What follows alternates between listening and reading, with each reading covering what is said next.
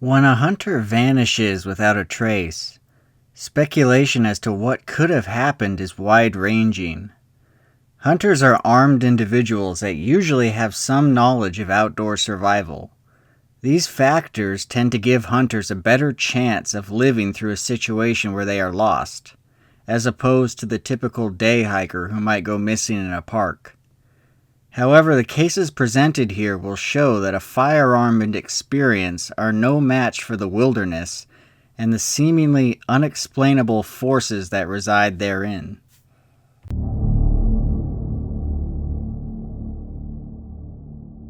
Luke Kuykendall was 65 years old, a bank worker from San Francisco, California. He and two friends, Earl Ray and E.R. Vedder, traveled to the high Sierras in order to hunt deer. They settled into an area called Balch Camp on the North Fork of the Kings River. Here they set up and met with a few other friends. On September 16th, both Vedder and Ray went out to hunt while Luke stayed behind in camp. His age was clearly a limiting factor in his ability to hunt like the others, but this did not keep him from at least joining the others in a social capacity. Later this same day, one of the hunters returned and urgently explained that someone had been shot and needed immediate medical care. The entire hunting party, Luke included, then left camp in a hurry in order to figure out what happened and hopefully save a man's life. Only about 200 yards from their camp, Luke began complaining of heart trouble. The others decided it would be a bad idea for him to continue and had him sit down on the side of the trail until they got back. The rest of the hunting party continued on until they eventually came upon the dead body of Earl Ray. E.R. Vedder had apparently shot Ray by accident, thinking he was a deer. The shooting had nothing to do with the disappearance of Luke Kuykendall, yet at the same time, it was a key factor in it. In the hunting party's panic to help bring the body of Earl Ray back to camp, they were not focused on the whereabouts of Luke. Only when the hunters had returned did they notice that Luke was nowhere to be found, and was not where they had last left him. Another emergency situation had reared its head, and the group began to search. They were unsuccessful in finding anything related to Luke, so they went and informed local authorities. The immediate thought was that given Luke's age and heart condition, he could not have traveled very far.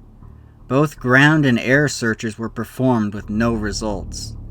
The only possible bit of evidence was a shoe print that matched Luke's, but also coincidentally was the same type as many other hunters in the area.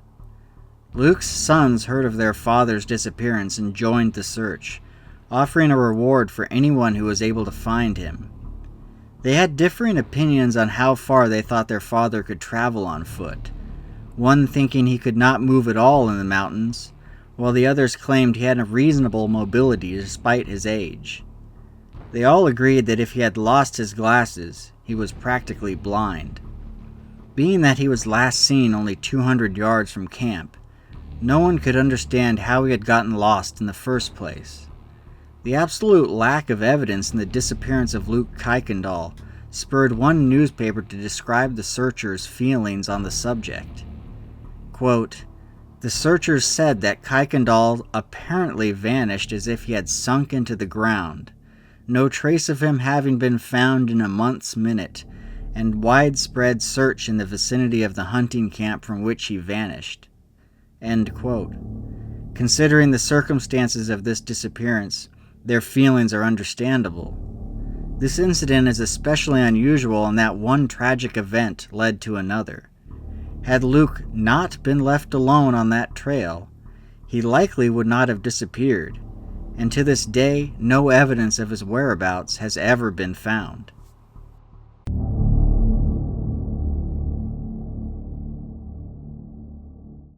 Donald McDonald was 17 years old when in December of 1949, he and a friend, Jack Farquharson, left to hunt elk in the Blue Mountains just outside of Walla Walla, Washington. Both men had grown up in the area and were also experienced hunters. The weather was cold and snow blanketed the ground. While scouting along the Black Snake Ridge, the duo spotted an elk, took a shot, and wounded the animal, which then ran off. The two men began tracking the blood trail the animal left in the snow. According to Jack Farquharson, he was focused on following the tracks, and when he found the elk dead, he turned to talk to Donald, only to find that he had vanished. Jack would then spend the remainder of the day searching for his friend.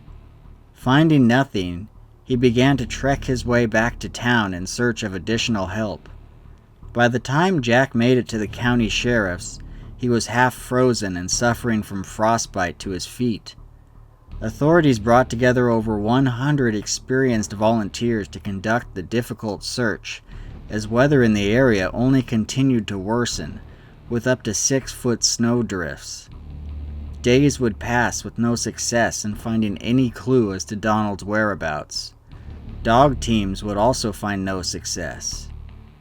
Jack Farquharson would also return to the mountains to help search for his friend, despite the fact that doctors told him that the frostbitten parts of his feet would have to be amputated.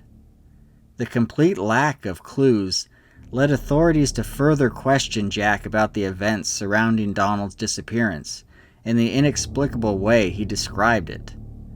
No evidence was ever found that Jack had anything to do with Donald vanishing. The search lasted about a week before it was called off. By this time, there was almost no possibility of Donald still being alive due to the horrible weather. 6 months later, in June of 1950, and after all the snow had melted, the sheriff put together another search in hopes of finding something that might have been missed.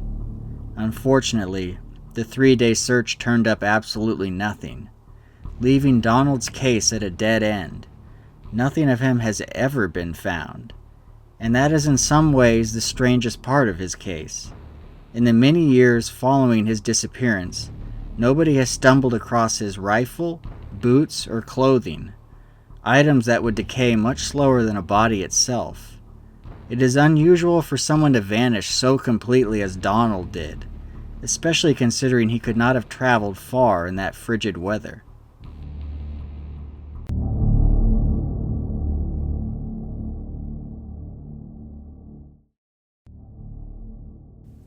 Two years following the disappearance of Donald McDonald, 14-year-old Bobby Boatman went missing in the same vicinity of the Blue Mountains.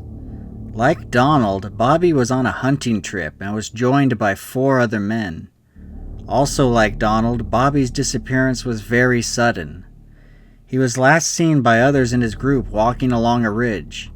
His companions spent the rest of the day searching for Bobby, but could find no trace of him. The next morning, they reported him missing to local sheriffs, who responded with deputies and local volunteers. Authorities were initially quite hopeful that Bobby would be found given his experience as a Boy Scout.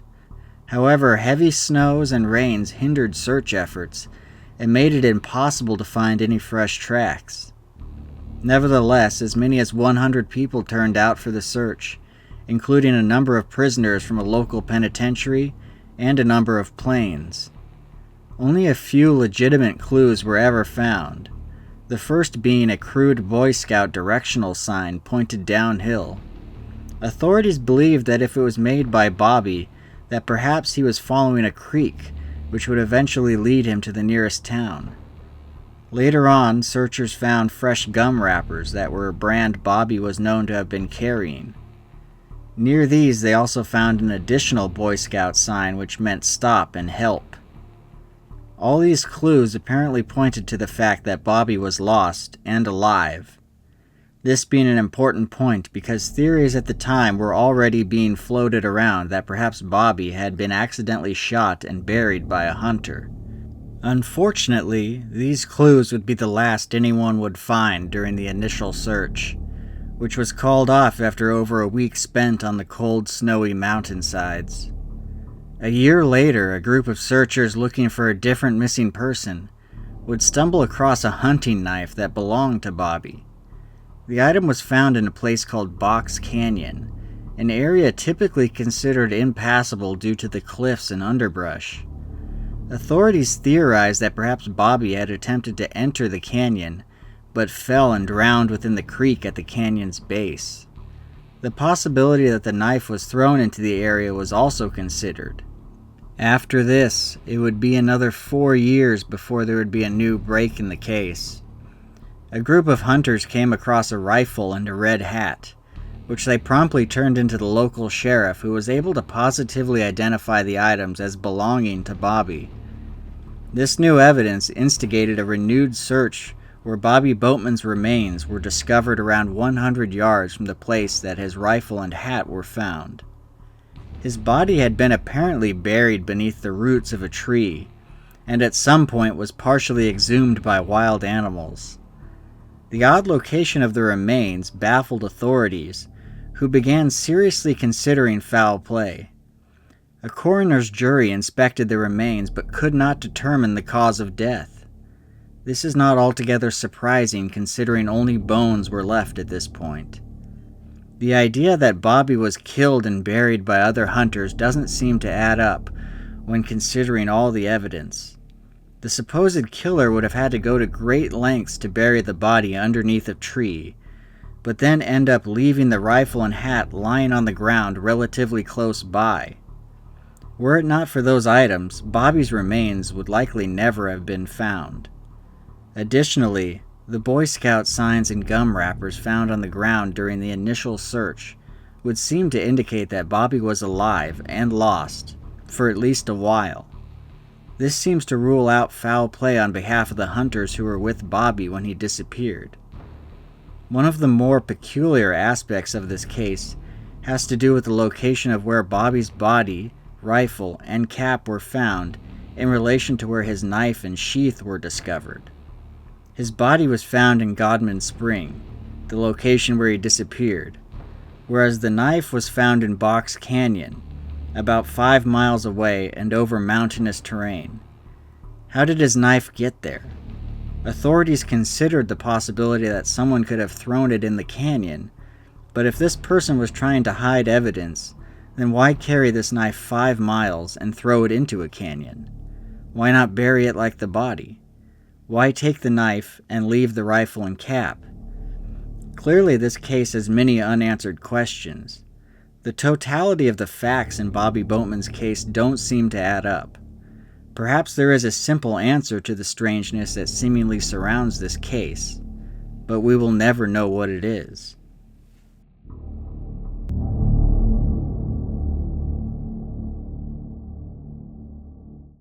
In many of these cases involving hunters, the strangest aspect is not that their bodies are never discovered. It's that the items they carry with them are never found. Nothing of Luke Kuykendall was found, not his glasses, clothes, or any equipment he was carrying. The search radius for him should have been relatively small given his age and ability. The same applies to Donald McDonald. No rifle is found, no clothes, no boots. In the many decades that have followed both their disappearances, not a single hiker or hunter has reported finding anything they should have left behind. The case of Bobby Boatman shows us one instance where items, as well as the body, are found, but in the strangest of locations, the finding of which provided almost no explanation as to what really happened to Boatman. Whatever happened to these 3 unfortunate hunters, it appears that neither their firearms nor their experience had any impact on whatever strange fate befell them. As always, thanks for watching.